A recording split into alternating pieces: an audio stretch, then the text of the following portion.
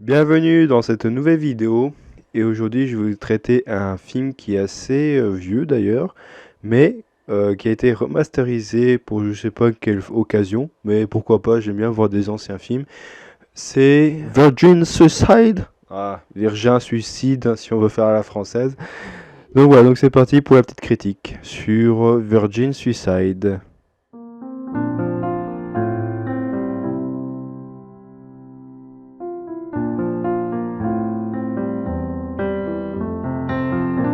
Alors, comme vous pouvez le voir sur mon magnifique accent, j'espère que j'ai bien prononcé le film d'ailleurs. Donc, qu'est-ce que ça raconte? C'est l'histoire de 5 vies. On suit un peu leur quotidien, etc. Blablabla. Ils vivent dans une maison qui est en Amérique. Voilà, c'est vraiment les filles classiques, etc. Qui vont dans un lycée, qui rencontrent des garçons, qui sont amoureux, etc.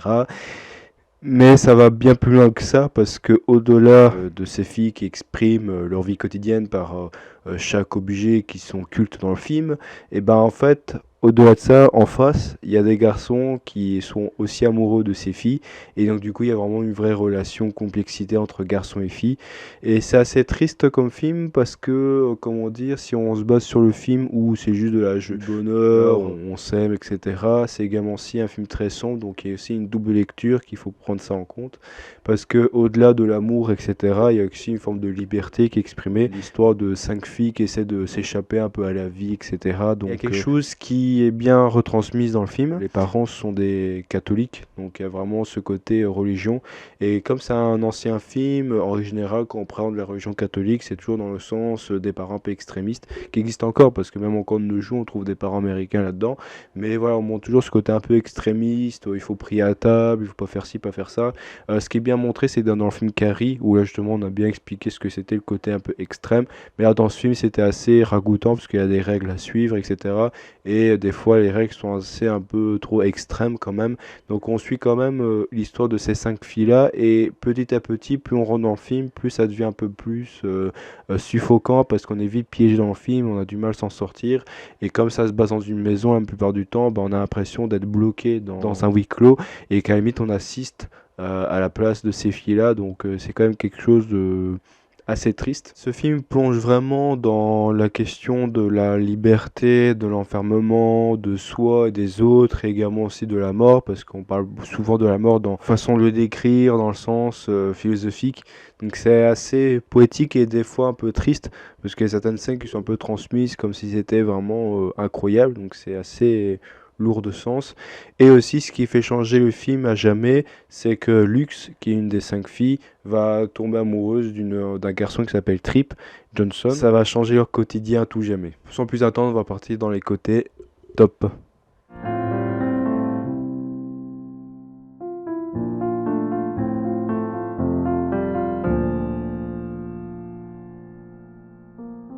Alors le gros point positif de ce film, c'est que ça a été remasterisé en 4K, ultra haute définition, tout ce que tu veux. Donc il n'y a pas ce petit problème de pointillé dans les anciens films qu'il y a en général quand on fait des vieux films. Bon, on peut voir aussi dans Freddy Krueger par exemple, où vraiment on voit, bah, c'est Écrive de la nuit, c'est ça. Donc on voit vraiment, voilà, ces petits films où il y a des petites postillons parce que c'était la qualité de l'époque. Et ça, c'était bien retransmis dans le film qu'il y avait avec Steven Spielberg, The Fabelmans, où ça c'était vraiment bien expliqué, donc ça j'ai bien aimé. Mais sinon, vraiment, c'était une bonne remasterisation, c'est une de très bonne qualité, vraiment de très bonne manufacture, comme on peut dire.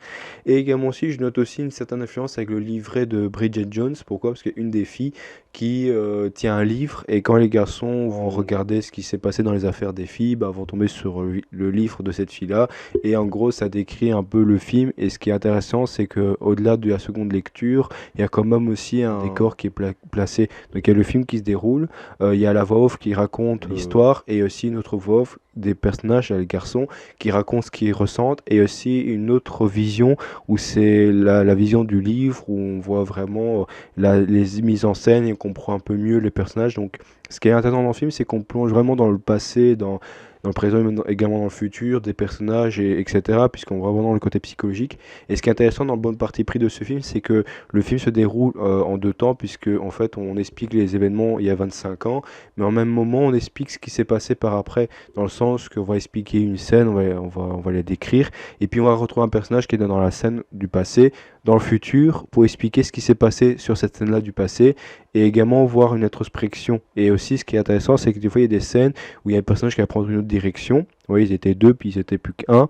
Et après, plus dans le film, on va retrouver la même scène, mais d'un autre sens, où on explique que le personnage qui a vécu cette scène-là avec une autre personne explique comment ça s'est passé. Et pour mieux décrire, en gros, c'est un couple qui sont amoureux, etc. Et puis vers la fin, ils étaient deux, puis après, ils étaient plus que un. Et on se demande pourquoi l'une des deux personnes n'était plus là. Et enfin, on apprend plus tard dans le film qu'on explique ce qui s'est passé, pourquoi ils étaient deux, puis plus que un. Et ce côté-là de retranscription, on explique la scène d'un autre recul, etc. Donc c'est intéressant. Et ce qui est bien aussi dans ce film, c'est qu'on est un peu brouillé dans les émotions, puisqu'on voit vraiment le film d'un point de vue spectateur, mais également aussi d'un point de vue omniscient, où on voit vraiment dans l'intimité des personnages. Alors c'est vraiment un film vraiment teenage à l'ancien, dans le sens que il y a toujours ces côtés un peu voilà kitsch, hein, on est côté un peu ces codes des années 90 où on est vraiment dans le coup voilà, des petites filles qui rencontrent des garçons, ils sont gentils, ils sont mignons, etc. Donc ce côté un peu enjoyeux et c'est intéressant de voir deux films un peu gaieté, la naïveté de la jeunesse, etc. Et ça nous manque aussi également de voir ces jeunes qui sont là, amoureux et tout, donc c'est assez intéressant. Également aussi, comme les filles traversent aussi des périodes où ils vont aller à la danse et trucs comme ça, qu'elles sont un peu privées à la maison, bah, il y a une certaine un peu décoration intérieure, ou un peu comme dans Persepolis, bah, justement, comme elles écoutent de la musique, du rock, etc., comme elles le font pas, comme elles n'ont pas le droit de le faire, parce que c'est la religion catholique, bah, justement, il y a ce côté un peu débravation, du luxe, du luxe, je sais pas quoi, il y a le poème de Baudelaire, là, luxe et vanité, je sais pas quoi. Donc il y a le côté là qui est bien retransmis où voilà avec les garçons quand ils vont au bal etc. Où les filles vont découvrir une autre facette de leur personnalité et c'est intéressant de voir parce que c'est vrai que quand tu restes en famille pendant des années à la maison et qu'après tu sors, t'as envie de tout faire et tout. Il y avait ça avec une bonne sœur qui sortait du couvent puis elle a fait tout ce qu'il fait dans la vie donc c'était intéressant et il est vrai que si finalement ces filles avaient une vie quotidienne un peu banale, je ne doute pas qu'elles feraient tout ça comme dans le film mais c'est marrant que voilà, et c'est aussi bien qu'elles sont tombées sur des garçons aussi sympathiques et gentlemen. Bon, peut-être sauf un que j'expliquerai un point négatif, où justement là pour le coup elles ont eu de la sécurité. Mais il est vrai qu'à cause d'un personnage, voilà, leur vie ont totalement changé. Le titre du film parle bien quoi. Je vous laisse quand même le visionner parce que c'est quand même un beau film et c'est assez triste et sombre comme le film. Mais mis à part ça, c'est vraiment un vrai vent frais dans ce film dans le sens que voilà, c'est comme un road movie puisque voilà, on circule dans l'air, on voyage dans le film, c'est d'émotion en émotion, des fois on pleure, des fois on rit et tout, c'est vraiment une belle transition. Donc j'aime beaucoup ce côté évolution voilà, de ça, mélange d'espace en espace, et à un moment on est triste, puis on est vite heureux, puis hop, ça se passe pas et on est vite cassé. Donc c'est ce côté-là que j'ai bien aimé, et c'est vrai que ça manque dans ces films-là où on suit un film documentaire et tout, fiction, un peu comme Fabelman, ce moment-là c'était plus une biopic, mais un film de créé de toutes pièces où on explique vraiment voilà, la beauté, la naïveté, la candeur des gens, etc. C'est assez intéressant et ça manque aussi ce style de film et j'aime beaucoup revoir ça. Il y a quand même une seconde lecture assez morbide puisque au-delà de la beauté, de la gaieté des filles, voilà, ils vivent quand même des choses dramatiques qui sont mis un peu en second plan mais après c'est vite remis en premier plan où malgré que les filles soient un peu emprisonnées mentalement aussi, ben elles essaient de se libérer à leur façon et aussi ce côté un peu de voyeurisme aussi qui est assez un peu spécial mais bon peut-être que c'est l'époque mais en original dans les années 90 on essaie de découvrir son corps etc puis bon c'est l'âge et tout mais c'est vrai que c'est marrant que t'as des gamins avec leur télescope qui vont filmer les gamines de l'autre côté pourquoi pas mais bon c'est vrai que c'est assez tendancieux mais pour revenir à ça c'est vrai qu'il y a vraiment un côté un peu philosophique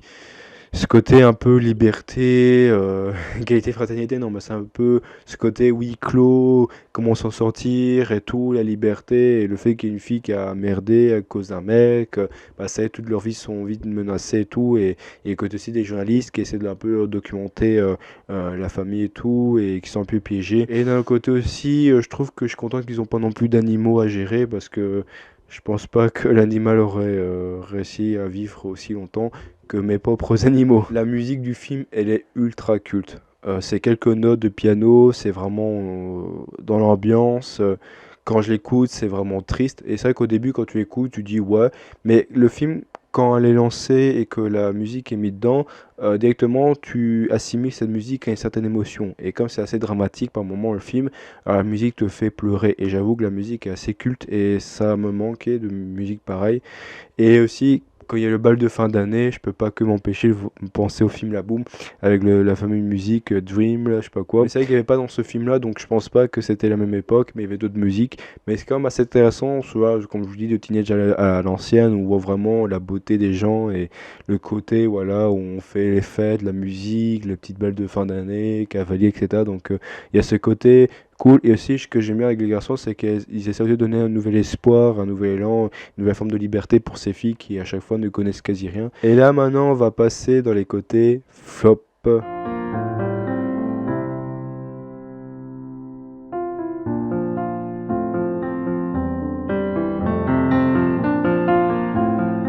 Alors on va commencer petit à petit, mais il est vrai que j'ai du mal un peu à trouver des points négatifs parce que comme le film est assez culte en soi, en général c'est assez difficile de trouver des points négatifs. Il peut être intéressant en reparler parce que c'est plus des ressentis que j'avais et surtout aussi certains choix des personnages qui m'ont un peu énervé là.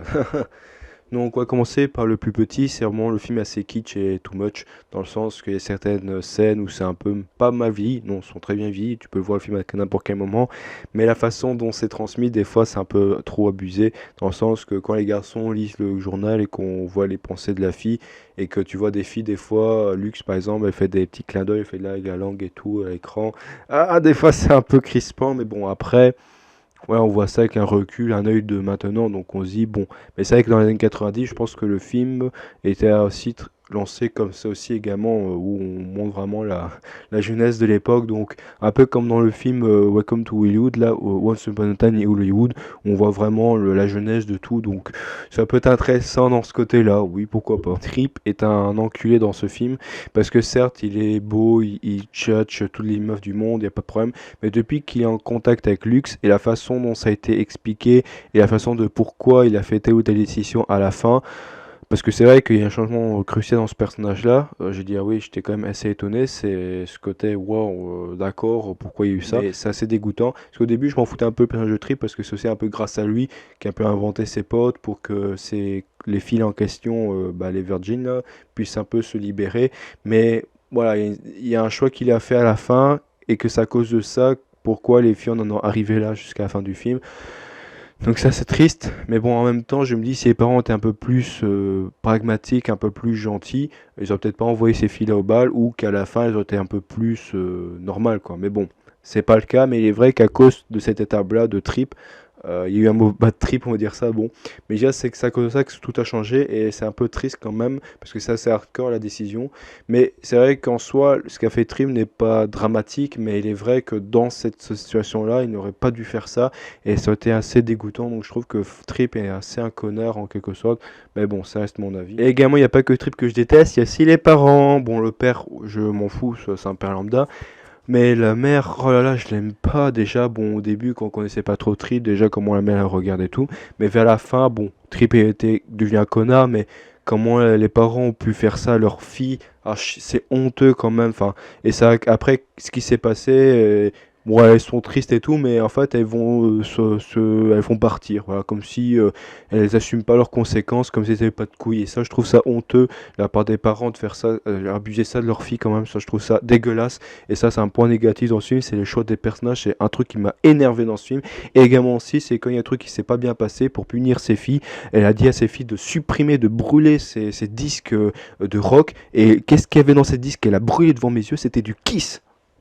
Et là, quand j'ai vu qu'elle a brûlé du Kiss, j'ai failli me lever de la chaise, mais j'ai dit, ouah, c'est quoi ça? J'ai crié dans la salle, j'ai vraiment, mais c'est quoi? Bon, j'ai pas crié, il y avait des gens, mais j'étais là en mode énervé. Je dis, ils ont brûlé du Kiss, mais vous vous rendez pas compte, c'est du Kiss. Et en plus, après, elle a failli aussi brûler du Aerosmith à cause de ses parents, parce que la fille, elle voulait pas supprimer tout ça, mais c'est les parents qui ont décidé. Et ça, je trouve ça honteux, parce que, enfin, c'est des trucs de morceaux de tubes de culte, ça, j'en ai marre. Bon, c'est vrai qu'à l'époque, quand c'est sorti, on connaissait pas trop, on dit que cette musique un peu de l'enfer, bon, ok, mais quand même, Kiss, Aerosmith, bref, bon, et il est vrai que maintenant, avec le recul, on aime ces groupes-là, mais bon, peut-être quand c'est sorti à cette époque-là, c'était pas le cas, mais il est vrai que c'est énervant de se mettre à la place des gens de l'époque qui, quand ils ont écouté ça pour la première fois, c'était de la merde. Et ça peut être pareil pour nous aussi, il y a peut-être des tubes qui sortent de maintenant que c'est de la merde, et dans 10 ans, on va dire que c'était bien, quoi.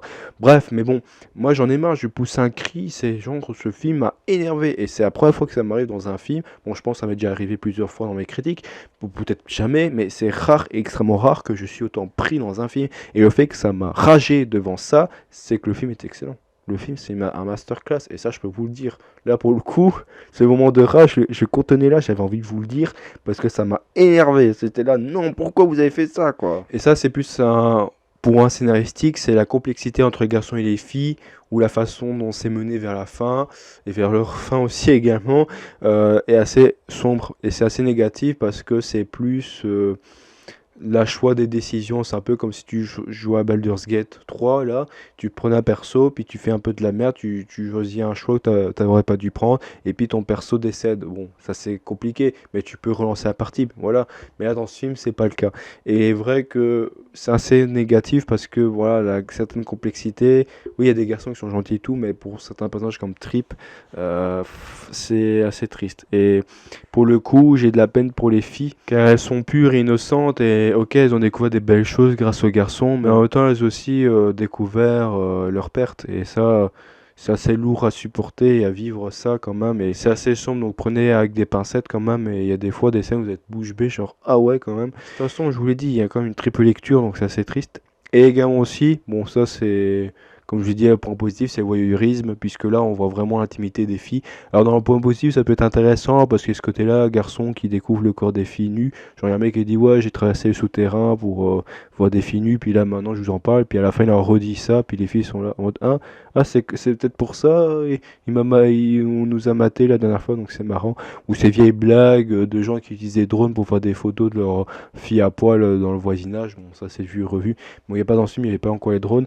Mais c'est vrai que ce film-là, voilà, des fois ils explorent un peu côté voyeurisme, où par exemple il y a Lux qui est tombé dans la dépravation, parce qu'elle est interdite de toute liberté, et va s'enfiler de mec en mec sur le toit, et puis tu vois les garçons qui vont choper ça avec un télescope, donc je me dis, bon, des fois c'est un peu abusé le voyeurisme, je trouve. Bon, ça c'est la mode de l'époque des États-Unis, c'est je trouve que les vêtements, surtout les robes, sont de très mauvais goût, parce que les filles vont partir au bas, et leur robe c'est comme si c'était un robe d'enterrement, là, robe blanc et tout, et le plus fou c'est que, ça c'est un truc qui existe aussi encore maintenant, c'est que les familles, voilà, pour, je sais pas, peut-être faire de l'économie de l'argent, décident d'acheter les mêmes produits pour chaque enfant, comme ça ils ont tous la même tenue, ça c'est assez hardcore, mais c'est plus en Amérique qu'on voit ça, comme une mère de famille, pour économiser de l'argent, elle achète que des légumes ou des fruits avec pas d'assiette, pas de couvert, rien, alors 11 enfants, donc ça c'est hardcore, et ils ont tous le même pyjama, bon après la situation est compliquée, mais alors ce film-là, rien ne justifie, ok, ils ont une religion catholique, mais ça c'est trash, quand tu vois que les filles, là, elles avaient que des robes, machin et tout, donc je lui dis, ah ouais, quand même, c'est assez hardcore. Bon. Et du coup, ça c'est du mauvais goût, je trouve. Et ce qui est drôle aussi, c'est que t'as d'autres personnages externes, parce que bon, il arrive un malheur dans la famille. C'est que la famille en question, tu vois, les personnages extérieurs expliquent ce qui s'est passé avec leur relation avec les personnages. Et moi, ce qui me fait mal, c'est qu'il y a la grand-mère là qui, quand elle est dans la famille, en mode, ouais, le déco, c'est la nouvelle couche pour ça. Et du coup, ça justifie pourquoi il y a eu ça. Donc ça m'a fait bien rire par ailleurs. Et là, on va se retrouver dans la partie conclusion.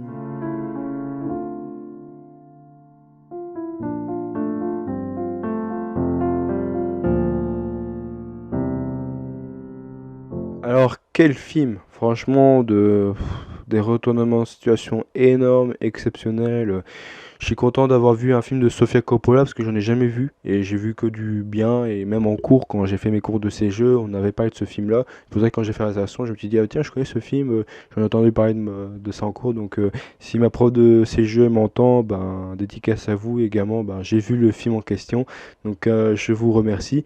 Et ça fait du bien de voir ça parce que j'ai jamais vu Sofia Coppola donc c'était intéressant, c'était une belle occasion et ça m'a fait beaucoup du bien et en même temps j'ai passé un bon moment, c'était un bon film, ça m'a créé de bons souvenirs assez traumatisants. Bon, à juste valeur bien sûr. Ça fait pleurer parce qu'il y a des films où tu te laisses emporter et là seul coup c'est pareil et la musique et tout. Ah ouais, c'est mémorable et j'adore beaucoup cette musique d'ailleurs dans le film qui retransmet bien l'évolution des personnages également. L'ambiance est très lourde parce qu'on va passer au début, c'est un peu négatif puisqu'on aura du mal un peu se lancer, mais vers la fin on est vite pris et une fois dedans c'est bon, on y est Et là, ça va de plus en plus, parce que la pente, elle monte, et elle descend, puis elle remonte, et puis là, elle redescend, et à la fin, t'as envie de tirer une balle, limite.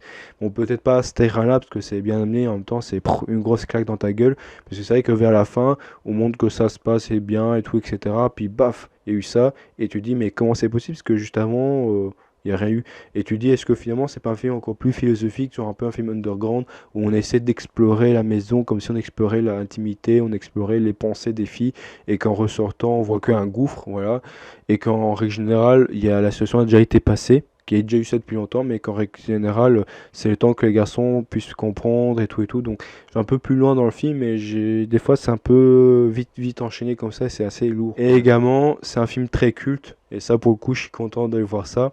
Et c'était assez dur aussi de mettre des points négatifs parce que c'était plus les choix des personnages qui m'ont un peu embêté. Également aussi, ça c'est un truc qui est original, c'est qu'il y a un couple homosexuel dans le film. Et ça c'est un truc à dire parce que on voit pas ça d'habitude. Et bon, c'est un peu cliché parce que c'est un peu les personnages un peu, tu sais, un peu les moustaches à Magnum comme ça. Bon, c'est un peu cliché, mais c'est quand même bien de temps en temps de mettre des personnages comme ça et tout. Donc c'est intéressant dans ce film-là de voir un couple homosexuel. Et ce qui est bien aussi, c'est que c'est pas non plus justifié. Voilà, on n'a pas fait la promotion de film pour ce couple homosexuel, comme bien souvent on fait ça dans certains films de nos jours, et c'est bien dommage de faire la promotion du film parce qu'il y a tel ethnie, telle origine, non.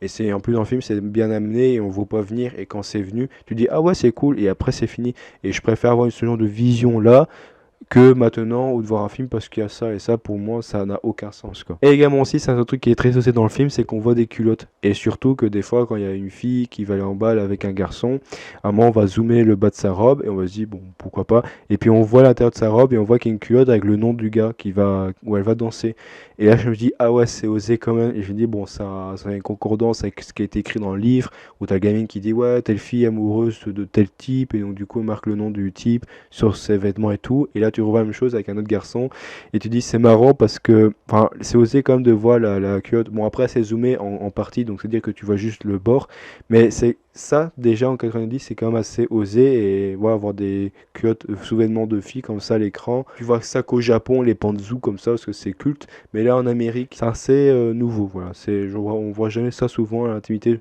dans ce sens-là. Et il est vrai que de nos jours, on ferait peut-être plus ça maintenant, et c'est bien dommage. À part les films d'horreur, bon, ça, ouais, c'est pour ça que je comprends que du Harry Astor arrive à renouveler ça, comme on a eu dans Midsommar, où là, c'était assez trash, par exemple. J'espère que ma vidéo vous a plu. N'hésitez pas à liker, aussi également à vous abonner pour le référencement aussi, ça m'aide beaucoup. Également à commenter, ça m'aide beaucoup aussi. Et merci pour les vues, ça je vous remercie de mes présentes vidéos. Ça prend du temps à monter, mais au moins merci de votre présence, je vous remercie énormément, vous êtes beaucoup, donc ça je suis content. Et aussi, n'hésitez pas à partager, parce que ça fait toujours du bien de voir des petits partages par-ci par-là. Je vous remercie d'être là, d'être présent dans les comptes. Je suis content voilà, de commenter, comme ça je prends mon temps de vous répondre, et ça fait plaisir. Il y a une vraie connexion et tout qui se tient avec ma communauté, donc je suis content. Et aussi, j'ai hâte d'avoir d'autres projets dans ma vie également, parce que j'ai envie de faire plus. Aussi, je vous préviens aussi, c'est que pour les prochaines vidéos, il y en aura de moins en moins, parce que là, je rentrerai en licence, donc il est possible que je sortirai une fois par semaine, on verra au courant de l'année comment ça va jouer, mais ne vous inquiétez pas, il y aura des vidéos qui vont sortir, ne vous en faites pas, je suis quand même là quoi. C'est juste que je serai moins présent parce que je mise beaucoup sur mes cours, et voilà, j'espère que je vais quand même réussir mon année, et ça c'est également mon plus grand projet. Voilà, donc merci d'être là. Sur ce, je vous dis à la prochaine, et on se retrouve pour de prochaines vidéos. Merci de m'avoir écouté, ciao.